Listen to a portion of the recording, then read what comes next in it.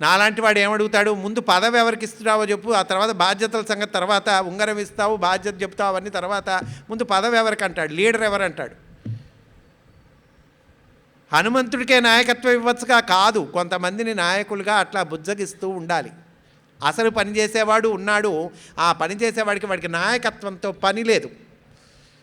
మనకి పదవి ఇచ్చారా లేదా అనేది అక్కర్లేదు, మనం భగవంతుడికి సేవ చేద్దాం అంతే, పదవే ఇస్తే ఇచ్చా లేకపోతే లేదు అనేటువంటి వాళ్ళు కొంతమంది ఉంటారు. వాళ్ళ వల్ల పని సానుకూలం అవుతుంది. అంగదుడికే ఉంగరం ఇవ్వచ్చుగా, కాదు, హనుమంతుడిని పిలిచిస్తారు.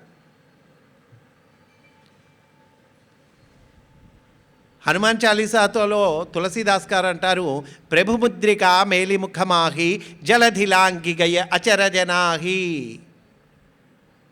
రామనామాంకితమైనటువంటి అంగుళీయకాన్ని నోటిలో ఉంచుకొని ఆయన సముద్రాన్ని దాటాడు.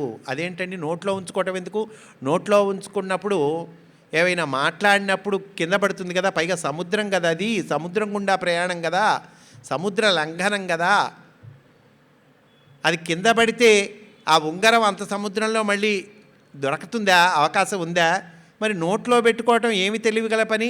ఆయనకి జటాజూట ఉంది కదా, అక్కడ ముడేసుకోవచ్చుగా, లేకపోతే ఉత్తరీయానికి ముడేసుకోవచ్చుగా, కాదు. రామనామాంకితమైనటువంటి అంగుళీయకాన్ని నోటిలో ఉంచుకోవటము ద్వారా సముద్రము దాటాడు అంటే అర్థం ఏమిటంటే 100 యోజనాల సముద్రం ఇది. 100 యోజనాల సముద్రము అంటే మన 100 ఏళ్ల జీవితమే.